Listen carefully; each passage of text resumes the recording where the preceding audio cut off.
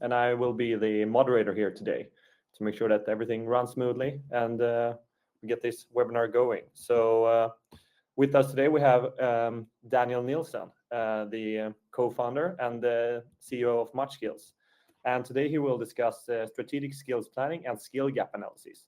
And he has done hundreds of skills taxonomies and implementations for companies of all sizes all over the world. So today he will share some of his insights and experiences from doing strategic skills planning. So today we also have a small chat box. So if you have any questions at all throughout the webinar, just post them there and we'll make sure to address them in the end of the session. And we'll also, of course, distribute the presentation that we will show you today. So I'll just hand over to you, Daniel.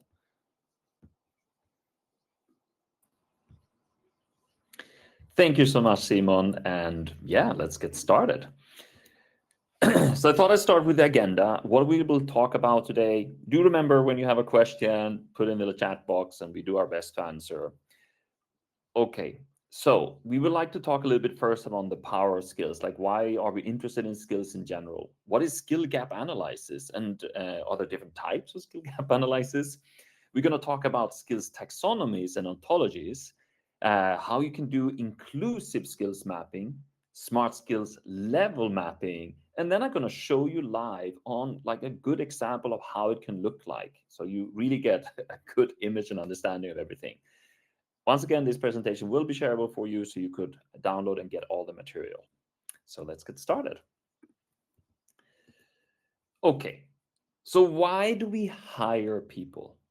Now, I really want you to think about that. Why do we hire people? Well, we hire them because of their skills. You don't hire anybody on the street anywhere. You actually go and you will put up an ad and you will ask them questions. You will maybe even check and validate all their skills, talent, and competence, because you know if they don't have the right skills, they can't do that job that you need them to do, that you're expecting them to do. So this is really, really important to make sure. But the sad thing is that most companies suffer from a skills fog. What this means is that, yeah, once all these employees are in your organization, you will not be able to actually tell anybody, including yourself sometimes, what skills do you have in that team, in that department, that person. Like, it's almost impossible to understand and think about all these things. It's a skills fog.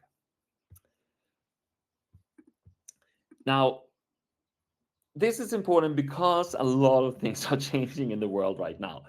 I mean, we're all using AI literally in every process we're doing, or we're thinking about it, or we have tried it, or it will happen sooner or later in the softwares we use. There's a lot of disruptions of many ways and forms at the moment. And I would say there are 5 major trends that I would like to bring up. The first one is this role-based work that we have been so used to. We define a role, the exact descriptions of that role, what you're supposed to do. It's like being disrupted. It's not so easy anymore. We can move over more and more to more kind of like project-based work. We are going to do this thing, we assemble this team, and this team will get this executed. It has been happening for a while, but it seems to go faster. Also, we had isolated specialists, like people that have very specific knowledge in specific things. But thanks to AI, a lot of us can be experts pretty fast in a lot of different subjects, or at least get advice or support from a professional AI supporter.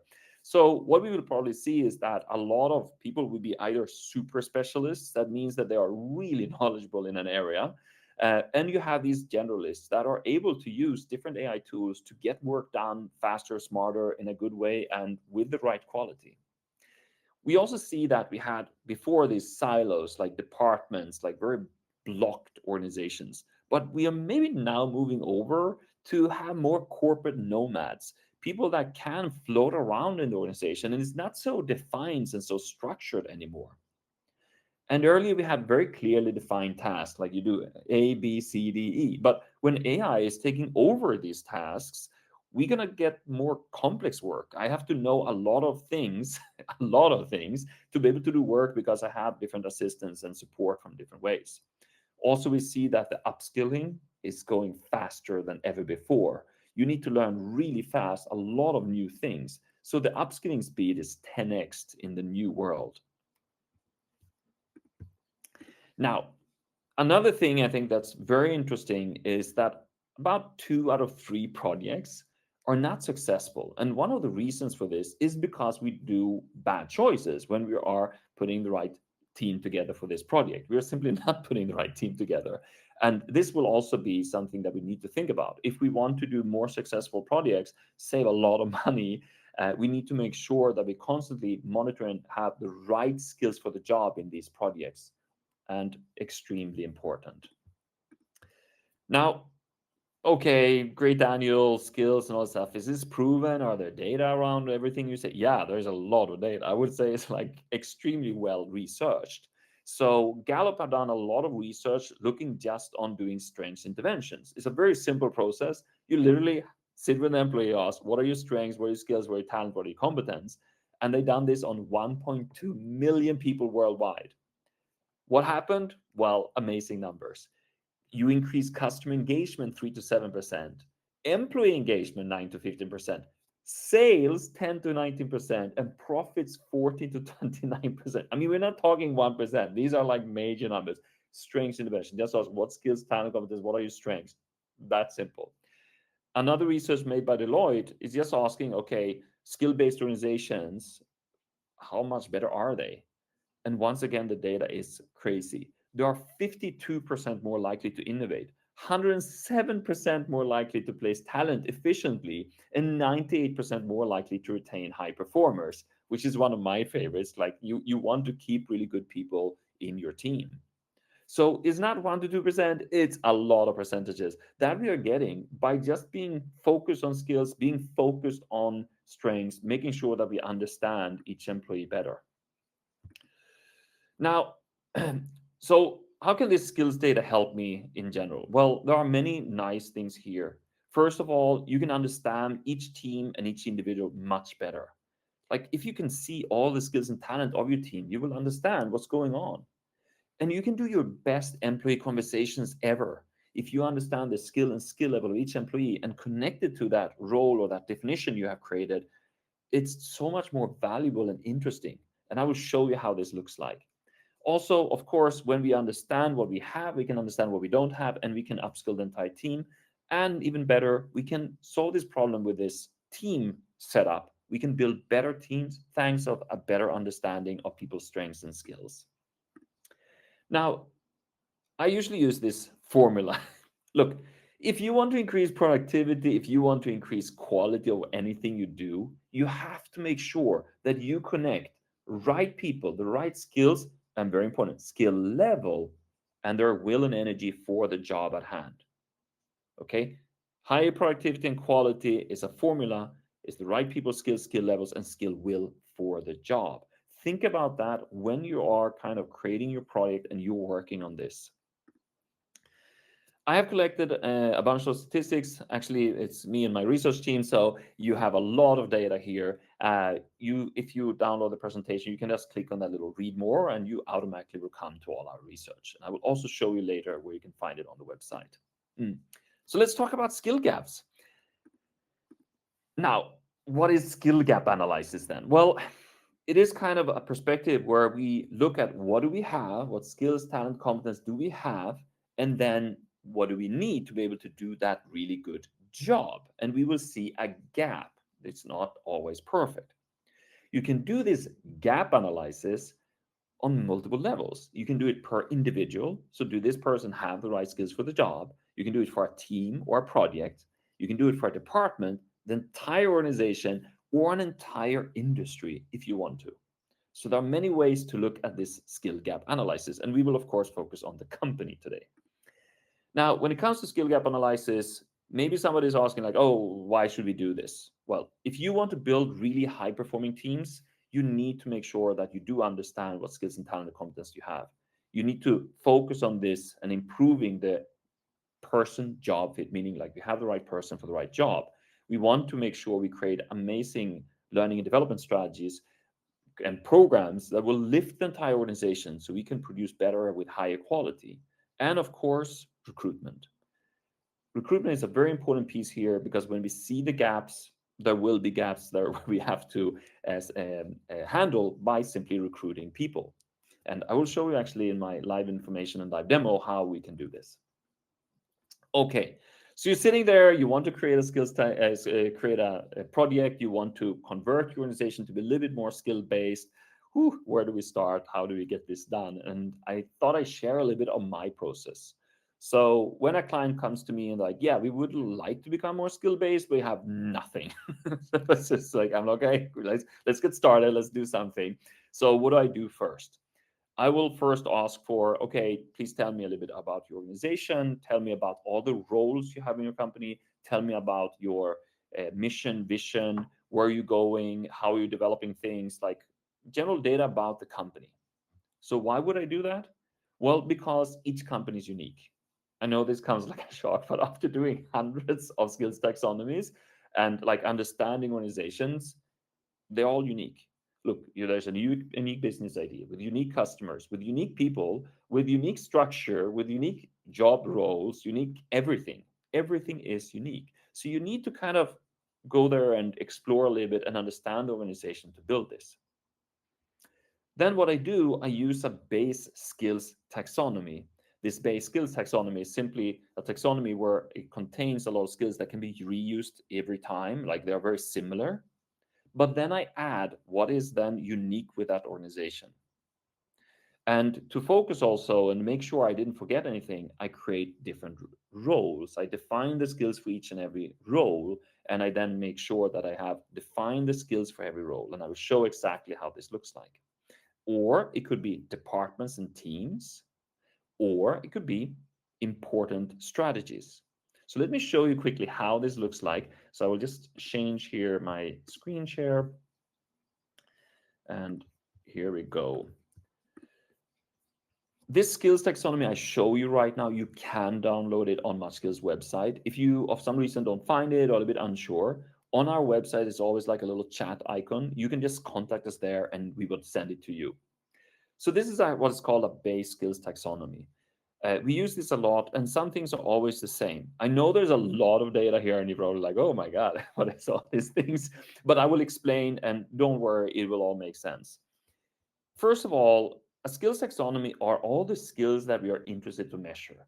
You will probably meet some company and like, oh, we have a skills ontology, we have some AI that help you to do everything.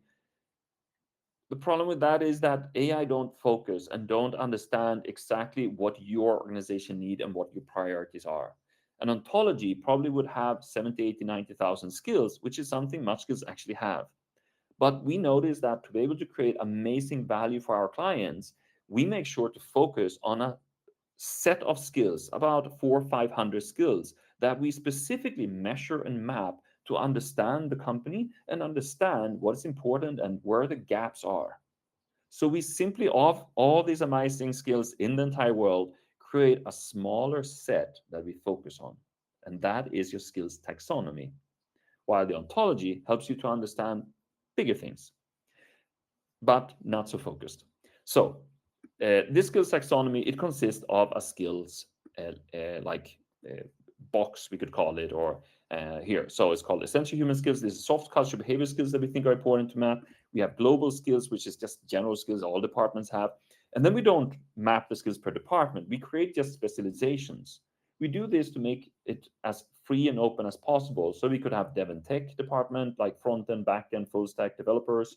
We could have design and product, like UI, UX, and product people.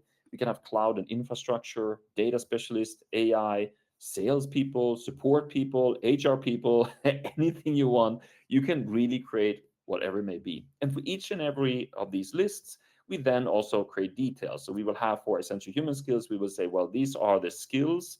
There's a descriptor for each skill that is very focused and like to the point, short, sweet, everything. And these are the most important soft skills in the world that we are defining, including leadership skills. When we created the base taxonomy with whatever they may be, then we go in and we will define roles, departments, teams, anything else. So here what I done is that of all those skills I had, I sat down and defined, okay, what are the most important skills for a product manager? And I defined it in two sections. One section is the absolutely most prioritized skills. And then the next section is like, these skills are good to have. But you don't have to limit yourself to roles. If you are starting to convert to be a little bit more skills based, how about you define what are the most important leadership skills in your company? Or maybe the most important skill is to be a really good salesperson, or to be an amazing support team, or how about to be a customer first company, or having a high performing culture. You can actually create all type of analytics based on behaviors and competence levels. So this is a great way to do it. Of course, I will use AI to help me with all these things. So don't worry, you don't have to sit and do it. You can use AI, and we even created a ChatGPT prompt that you can use if you want to use our system and our process and our tools. And here it is. You can actually go out and use it if you want to. And it contains all the instruction information. And once again, you could just contact us if you want to get access to all this stuff. If you want to contact us, I just want to highlight here on the website, there's a little chat here, and you can just send us a message. So here it is. Here's the website, and here you can send a little chat there. Perfect. Okay, let's go back to the presentation and continue the. There we go. So this was the start. Like you need a taxonomy, you need to have all these roles, you need to look a little bit at all this data. Then after that, we can continue to think about when we are creating this. When we do that, there are some principles we have to make sure this will be a very successful. We focus on strengths. We want to enable the world's best one-on-one talks, because if managers can do better talks, it would be amazing. Upskilling for us is experience, coaching, self-training, and classes. It's a combination of many things. And our job is to empower each person to grow. We make sure that everything we do is very centric to that employee, and we make sure that we're following data and research. When you are creating your strategies, we have a centralized and decentralized approach. This means that the centralized approach is like we look at the company or department or the team and we create strategies, but we actually also do it per employee. So there are two major strategies going on. We also have concluded through all our research and millions of data points, each person is unique. Look, I know this is something people say, but it is true. They are truly unique. Like when you're looking at all the skills data, we don't have really two people that are the same. It's, never seen it even. And make sure that when you are deploying your program, you also always have the leadership buy-in and things like that. Perfect. Okay, so now we kind of create a taxonomy. We define maybe skills per role or a department or team, or behaviors that are very important for us, or focus areas or strategies. What is the next step? Well, that's mapping the skills. When you're creating your skills mapping, we want to highlight a few important things that we felt a lot of people have missed. The first thing is that it's important to do skills mapping in an inclusive way. We see that there are the employee's perspective and you have the organization's perspective. It's two different perspectives. The organization wants to do this taxonomy, meaning here's a list of skills. These are very important for us. We want to understand this. But the employee, they come with all kinds of skills and all kinds of experience and may not always fit the model that the organization have created. Just make sure that you create a little bit of flexibility in your mapping, so it's possible for the employee to self-express, to say, well, this is what I come in with, this is my skills here. And I can talk a little bit on how we see it. So we have added specific models inside our tool where a person can self-express, no matter what taxonomy the company have. We have something called job focus, which is simply asking the employee, hey, of all the skills in the world, you can select anyone. There's 70,000 to select from, by the way. Please tell us, what is it that you know really well and enjoy working with? What is it that you enjoy working with, and what do you know really well? Okay, this is called skill will and skill energy. We simply ask them to kind of define this. That makes it interesting and fun, and they can self-express. Also, we make sure that there's a unlimited soft skills expression. We added technical skills. Look, technical skills, meaning softwares we use or programming language, are extremely important for productivity. We're investing insane amount of money in softwares and technologies because we know it helps us to be more productive and organized. So we need to measure, of course, what technologies we have, what skill levels we have, what skills we have in these subjects. So we made it possible to define your skills and skill levels for 12,000 technical skills. And it's amazing to see what people put in and how many different technologies we actually use.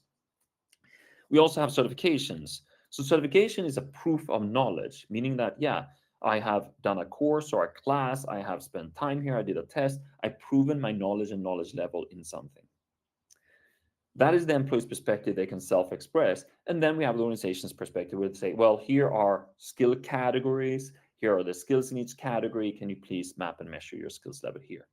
So two perspectives, make sure to create something very inclusive and nice so you can collect the data in the best way possible.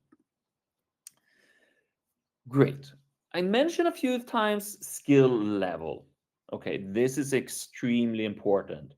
If you are looking and thinking about this, always make sure to have skill levels, because without skill levels, there's very little value actually.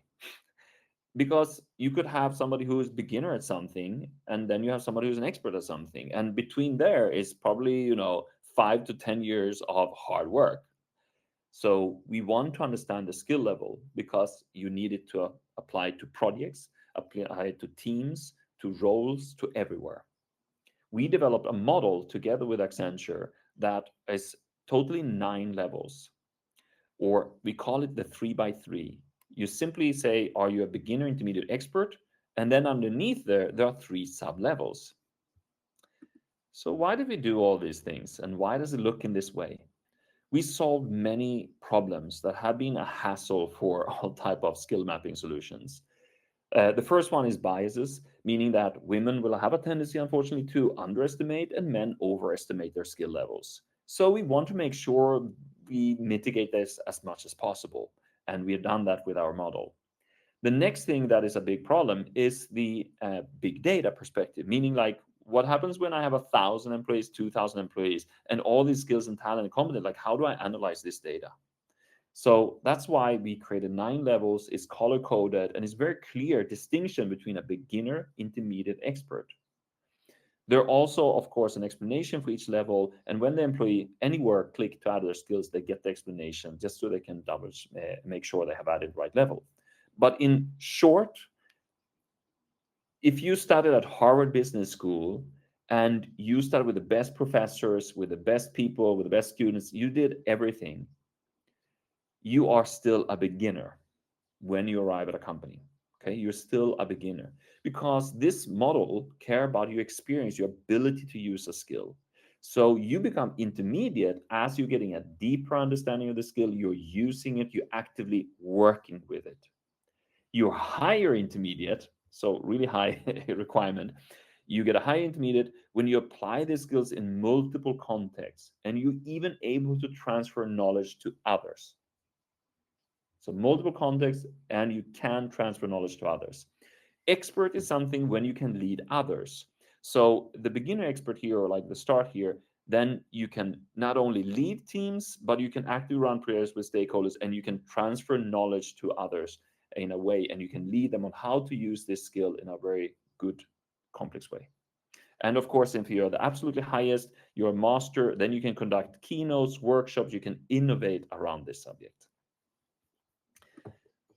So very clear, very easy, and is work-based. Very important. You're not an education institution. It is simply based on ability to get work done. So last slide before we do a live demo. When you have a system or something in place, people can update their skills all the time. It becomes more real time. And when we have this data, we can do different things. You can just explore, which is very interesting. You can go in and explore all the data and discover data and think about it and see if there are patterns or something that's interesting. But you can also start to do and analyze skills per department, for a team, for the entire organization. You can analyze skill level distribution, meaning like, okay, but how many experts do I have? How many intermediate? How many beginners? How does it really look like here? And do I have enough experts?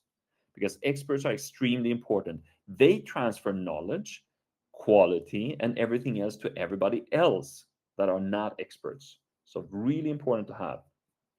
You can also create a individualized a strategy per employee. How should they upskill? How can they become better? You can look at roles. You can look at recruitment opportunities, all these different things, thanks to this analytics. So let's go and have some fun. I will share my screen, and here we go. Everything I showed you, you could use that literally with anything. I mean, you could use an Excel, but if you have hundreds or even thousands of employees, it's a little bit difficult. It's not possible. Then you need some kind of system. And here's an example of how muscles have solved all these problems. The first thing I said, you could explore data and have fun. We have now deployed this and we have collected a lot of skills for employees. And the first thing we present is this place here, where you can see all the skills and talent of the entire organization in one single view. So why did we do this? Well, we want to make sure it's easy for employees to find skills and talent and find experts so they can ask questions, they can collaborate, they could maybe find a mentor or coach when they want to upskill. I mean, anything they want. All they have to do is go in here, start typing, and they can see, oh, wait, JavaScript, we have 13 people, 5 expert, tap, and I can see who they are, where they're located, and I can get to know them. I can see where we have beginners or intermediate or anything else that I want. And I can simply type in here and quickly super filter anything. So maybe I want to know how to do network performance analysis. Well, turns out we have an expert in this Caitlin. So whatever knowledge or anything I need, I can find that here. If you want to spread more knowledge, if you want to make sure organization have higher productivity, higher quality in what's delivered, you want to enable this as much as possible. But it's also great for you because you can go in here and explore. For example, you could go and check out technical skills. I'm like, oh, what technical skills do we have? Click view, and I can see of top 10, but I can say all. I can then click here and I can see, okay, we have most people in Microsoft Office, natural, but then we have CoffeeScript, JavaScript, Kotlin. I can see it in bubble view. I can see it in productivity view. Or if I go back here, I can say, where do we have most experts? Google Chrome and Apache Nifi, nice. Where do I have most beginners? Well, Visual Basic. So I can kind of analyze and see what is the weight of the organization here. We also added so you people can add upskilling goals. So here I can also see what upskilling that happened right now when it comes to all technical skills. And you can do this for any subject, of course. It could be essentially human skills, like soft culture behavior skills. What are the top list? What is the people prioritize? What have they added? Where do I have most beginners? And this is a great way to kind of think about, where do we need to upskill people? Like, how does this look like? So this is a great way to do it. The next thing is that we offer an analysis tool. The analysis tool helps us to create a list of skills for something and analyze that list. What could this be? It could be, for example, a role. So here I created and defined the role business analyst.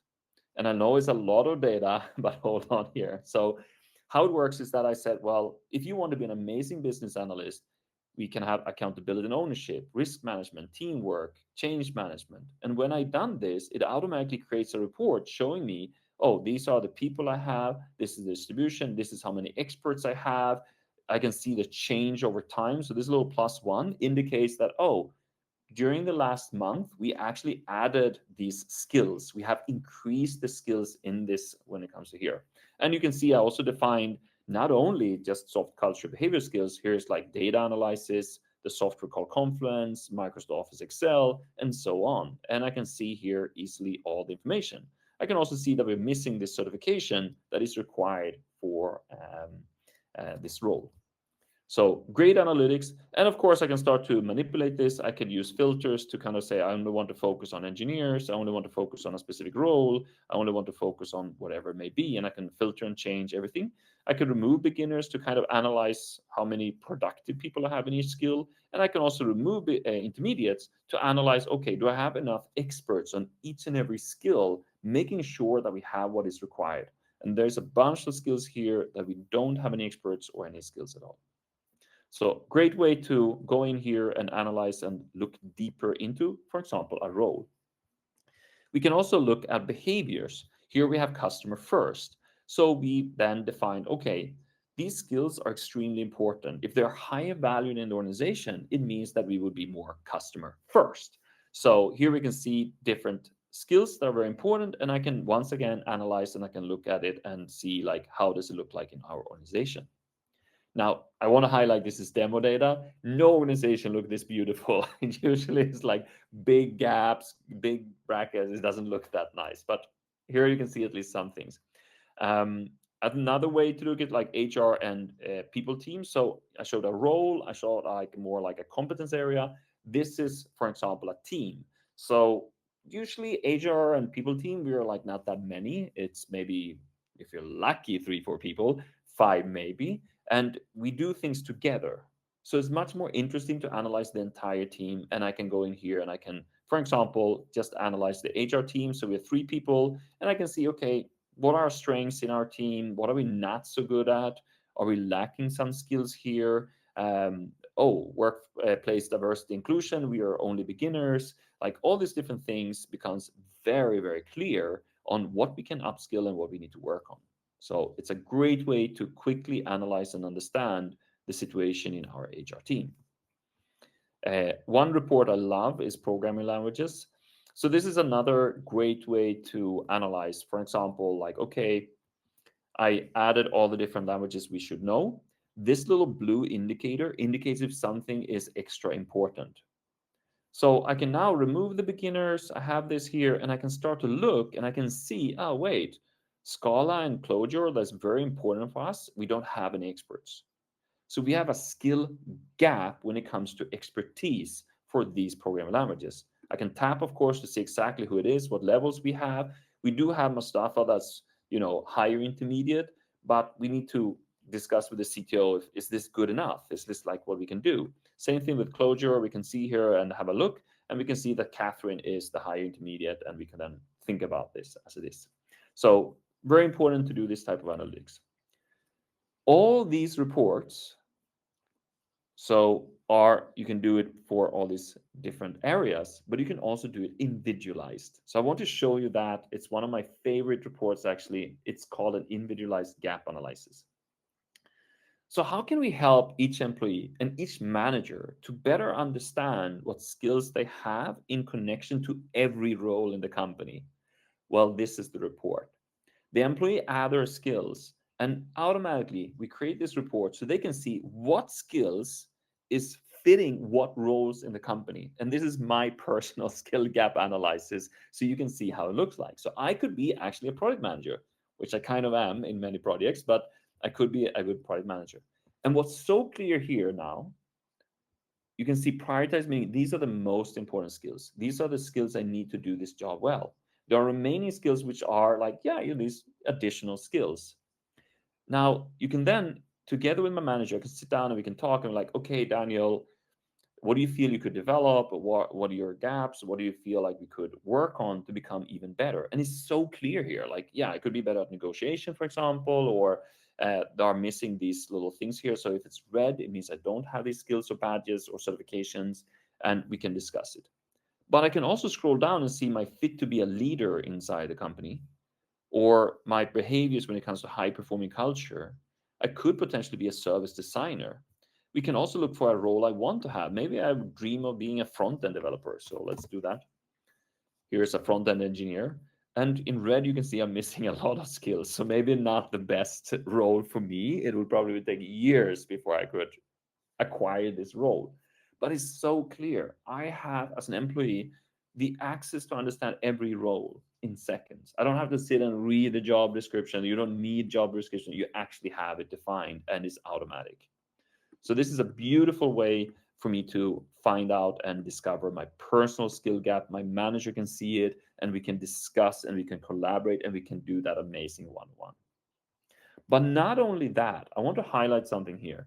We made sure to connect that when you are maybe want to be a product manager, we can connect learning material. And the way we did it is that we don't want to sell course and class. We don't want to do that. Instead, we said, why don't you enable so you can add any learning material from any provider on the planet? Coursera, Udemy for Business, whatever may be. So here for product manager, we added via AI 110 different courses and classes and about 75% of these are free. So we enable the employee to see exactly the right material they need for this specific role and for the skills that is connected to this role, not more, just that. And in addition to this, we also have enabled employees to add goals. This is very important. So me and my manager sit down, we talk about what I should upskill, and I have added negotiation as an important skill that I want to upskill. So it's here, I'm a beginner at the moment, and my manager is like, look, you really need to become better. Like, I don't know how you're going to do it, but you need to make a plan. So let's sit down. So we said, I'm a beginner, I want to become higher intermediate. And I can see other people upskilling, and I can see the organizational experts. So me and my manager can now sit down and create a plan together. Okay, it will take a year, like at least, but it's okay. Let's make a plan on how to make you intermediate in negotiation. We can find the classes, the courses, we can have mentorship and coaching, and we can make a plan and we can set the date, which is at the moment starting April 2025, ending May 2026. That is actually the goal we set here and the effort required. This is important because for you, if you're HR or learning and development, you actually get good data. You will understand the skills you have in your organization, so your current state, but you will also understand, hey, what will I have? So this is all the upskilling happening in the organization right now. So this is what's ongoing here. You can tap, I can see and understand what's going on, to what levels we will reach, and I can see the future of the organization when it comes to skills and skill level, but I can also understand the need of the organization. These are the different skills that people are making an effort in upskilling and together with their manager. So I can create a better plan. I can provide better resources for these people. So some information there. I want to also end up here. We added AI to support and help you when it comes to development of these things here. So I know it can be really hard sometimes, like, ooh, how do I create this or how does it work? So you could just type in anything that you want to analyze. For example, here we have always like those suggestions just to inspire you. But I think, yeah, let's do innovation team skills framework. This is really good. But I'm going to do like this. We have a innovation team and love to define the most important skills for this team. Prioritized skills should be problem solving and innovation, something like that. Perfect. So you can type almost anything, and when you click a go button, so here you can see innovation team skills, super nice, and it's a nice descriptor. Oh yeah, looks nice. So then I click save and continue. And what the system does, it looks at all the taxonomy of skills that you have, and it analyzes this role. It will take the information you have given. So if you do have like a job role descriptor, if you have a lot of information, that is really good for the AI. That will be very, very good. If you don't have, you can do like me. You just type something to be inspired and get it. And here it's now done. So I asked it to be prioritized problem solving and creativity and innovation. Perfect. I'm going to add those two. And then it looks through and kind of suggests other things. So it says like, you know what? If you want to create this type of team, data analysis invitation is really important. It also says creative ideation, to be focused on customers because it's about that, and design thinking, critical thinking, lateral thinking, high empathy. And then there are sometimes things that are maybe not that relevant for what I want to create, so I just skip it. But I think it's a very proactive person, very strategic thinking, user research, good digital strategy, very visionary, open-minded. God, it's really good. Active learning, a lot of teamwork, create inspiring vision, have an entrepreneurial spirit. I mean, this is perfect. So let's say I'm done at the moment. Now, what I done, I added totally 19 skills. It will then highlight all the different skills we have and how it looks like in organization. But I want to show you something really cool. I can click relevant members. It will then highlight for me the most suitable people when it comes to the innovation team. Could be a new team that I'm building. So based on skills and competence, I can now analyze each and every individual, and I can see their skills, I can see their skill levels, I can filter and sort. I can say, well, I want to see people that are most expertise.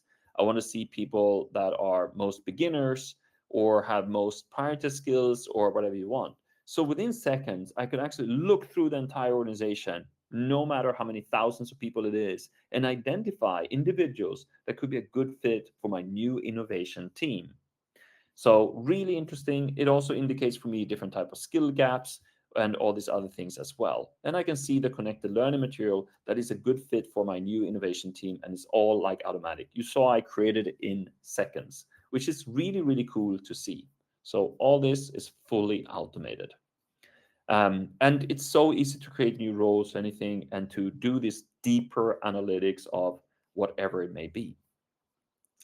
Perfect. So we talked a little bit about how you can analyze a role, some type of competence or area. We talked about how you can create your own list just using AI. We talked about creating special lists like, for example, the programming languages and everything else. One of my favorite lists that I would strongly recommend that you create is the leadership competence. So many ask me like, hey, why don't we have like an HR manager and this CTO and like all these roles? Well, because it doesn't matter. We're not interested in that. What we're interested in is to look at the behaviors or the skills that a good leader should have. So that's what we're doing here. And we guide all our managers to look at this, and we do their development based on leadership skills. So also this is one of the things I strongly recommend you to look at and make sure to define the most important skills in the world when it comes to being a good leader. And once again, you will actually be able to see the individuals that have the skills to be great leaders, both the ones that are leaders, but maybe also the people who are not leaders yet. And also is a good way, by the way, to tell people who are maybe not good fit to be leader, like, do you really want to do these things? Like, is this what you feel that you are interested in and are passionate about? And sometimes people are like, actually, no, I don't want to do these things. So then they would do something else. And some people are like, wow, I love these things. I would love to do this more. So great way to analyze and give this here. So this was a very, very quick introduction in a lot of details. I'm really sorry about that. There are some tips I thought I'd show you. This is our website. If you want some more information, you could click here. Remember, if you want to have some material, but if you go to resources and playbooks, I love this. We have an amazing research team. We spend so much time. All these playbooks are amazing. And you have one specifically about skill gap analysis, but the other things you can use as well. How to do one-on-one check-ins. How do I do a skill taxonomy, learning paths, leadership skills, team building, working together, growth goals. Like all these different things are outstanding, award-winning, research-based playbooks that you can use. So make sure that you check that out. There's also a blog and there's some other things here that you can use as well if you want to do this. So this big tip from me. But let's go back to our beautiful presentation. So that was the live part of it. So just to kind of inspire you, like how we visualize data to make it very clear for employees and make it clear for managers on how everything looks like. I showed you some of these resources. If you download the deck, you can also see there's little links here that you can click on, and you could then go directly to our webpage and you will have the material there. So let's summarize here, and then we're going to do the Q&A. So, okay, if you want to create a skills taxonomy, what's really important here is to first start with like the business and the business objectives. So you like, okay, what is our business doing? How have we structured ourselves? What skills are really important to map and measure? We don't need to measure and map everything. It's great with an ontology, and I think that's great for inclusivity. But if you want to do real reports with real impact, with good data, you need to create that taxonomy. It doesn't have to be much work. It can be done. Okay. And then after that, it's important to understand and map these employee skills and skill levels. Okay. Never go into the trap of not measuring skill levels, because once again, then you get pointless data. Like, why even do it then? Like, skip it. You need to make sure the employees front and center, that they are having an amazing experience, and then you also have the skill levels. Once we have all this data, it's easy. Then you can see the gaps for individuals, for teams, departments, the organization. You can create any report and really dig deep into and create brilliant strategies, like outstanding strategies, actually. I think it's really, really good. And then once you have this strategy in place, you can really guide employees on these upskilling opportunities. You can create these good programs on how to lift the entire organization, make sure to lift the skill levels, and you can do better recruitment that is a good fit to your current setup and your team, meaning that you recruit the skills that will lift your teams and the entire organization. Before we start the Q&A, one thing I also want to highlight.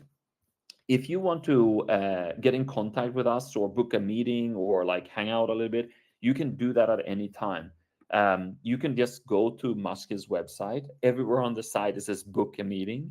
And hopefully you will book with me then automatically. You just click book a meeting and you will then be routed to the right person. So you can just type in your message like what you want to talk about, and then you will automatically be with the right person. So book a meeting. But let's do the Q&A. So thank you so much, Daniel, for sharing all that. I'm sure that everyone who has been here has a lot to think about and to try out now when they get back to work. So we have received a few questions. So I thought that we can start with, how can you verify the skills entered by employees? That's a super good question. So thank you, Simon. I should maybe prep that better, but yes. Okay. So how do you do that? So there is a balance that you have to think about. And actually, I want to show maybe a slide very quickly that will discuss this, just so you kind of can think about the subject. So skill validation, super important. So give me 1 second. I'm just going to click here, slideshow, and then I'm going to show you a little slide here. Is another slide. So that's why I'm like, have to click here, ES share and this. Okay, data accuracy. Okay, so it's always a balance. You can make it insanely accurate, but it's going to be insanely expensive. So we need this balance between cost, engagement of employees and managers, and the data accuracy. We designed a model that have like 4 important elements to make sure the data will be really good. The first one is that you need to focus on the employee. I mentioned several times, like, oh, be employee centric, make sure to provide value for the employee. This is super important. Look, this is going to be another task for them. You need to make sure you provide a value back to them. Like, hey, here you put in your skills. Here's a list of every role you can be part of. You can add your goals. You can work together with your manager. You can have one-on-ones, like value, value, value. Make sure it's fun, interesting, and valuable to them. The next thing we have invented is something called validation by transparency. I never showed you how to add skills, so I'm going to do that quickly. When an employee go here and they add skills, let's say in communication, when I do that, I see myself and I see my colleagues. This calls skills validation by creating this open environment, meaning transparency.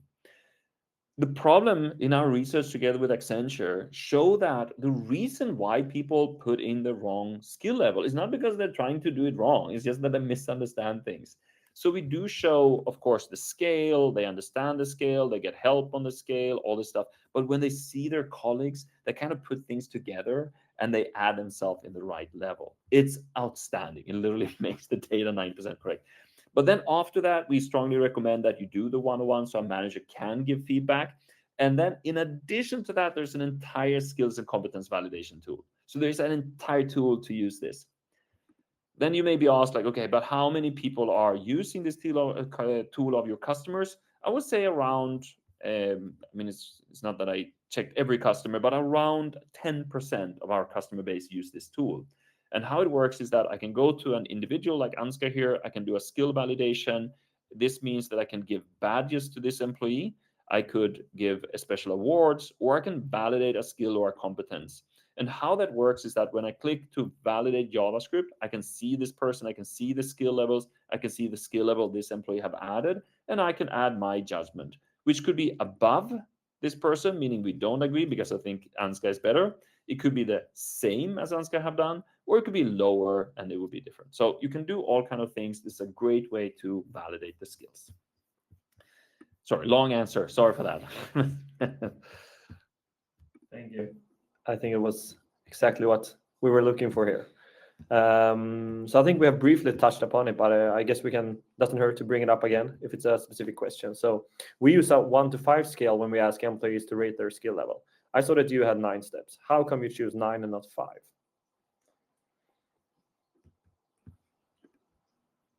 Perfect. So that's a good question. We looked at many different scales, and I think one of the biggest problems is that a lot of these scales are a little bit educational, or maybe like it's more focused on that somebody read a lot of material about something. But our scale is more focused on work, like getting work done. We are not an educational institution, and so are probably not you as a company. If you're like representing a company, we are interested in ability to get things done. And 1 to 5 have a lot of problems. So even if we would use the right words, what happens is like most of the entire workforce would be at 3 and 4. So it doesn't create any interesting data. We needed to create something that was very visual and kind of clearly showed like, yeah, here are the levels. There are big difference between the levels. It needs to handle all those problems we talked about, meaning that people are underestimating their skill level, overestimating, and so on. So we wanted to create this big difference. We wanted to make sure people saw there was a visual difference when you're adding and clicking. We want to have big data support, meaning I'm a beginner, I'm an intermediate, I'm an expert. So biases, big data, visualization, natural human behavior, and of course the scale. So you see it's actually the belt here, huh? So it's from sports. So a lot of people understand this, it makes sense for them. So that's why we have done it this way. Thank you. And I think we have one last here. So how do you determine what different skill levels, different seniorities should have? That's a good question. I didn't show that so much in detail because then we go down another rabbit hole. Exactly. So organization asked me a lot. They're like, oh, but we have juniors and standards and seniors and like all these different levels. Like, how do we do this? You can add it to much skills if you want to. So you could actually in this list say, well, this person, if you are a senior, you need to have these different skill levels and so on. I think this is great. There is a little bit of a danger that I want to highlight. When you make it very clear, like here's a junior, here's a senior, and you make it very clear what skills you need exact, and if you do that, you will be a senior, that could make people feel like, oh, I'm going to just maybe change a little bit, I will have a higher salary. So be a little bit careful with how you do that. My recommendation is to create a more fluid definition of what's the difference between, let's say, a standard and a senior. Okay, so let me explain. So what is a senior? There are like 4 things I would say you can think about. A senior person, you expect to have high emotional intelligence, meaning that this person is very stable, can coach and mentor others. They provide a lot of help to the organization. They can transfer a lot of knowledge. Okay, I know these are several skills, but it's a combination of many skills that you put together that you have an expectation of this person. The next thing that you expect from this person to have is a high skill level in one or several functional skills or technical skills, meaning that, yeah, if this is a senior product manager, they should be senior both in product management, change management, like multiple things where they are higher, like they are experts. So multiple functional skills.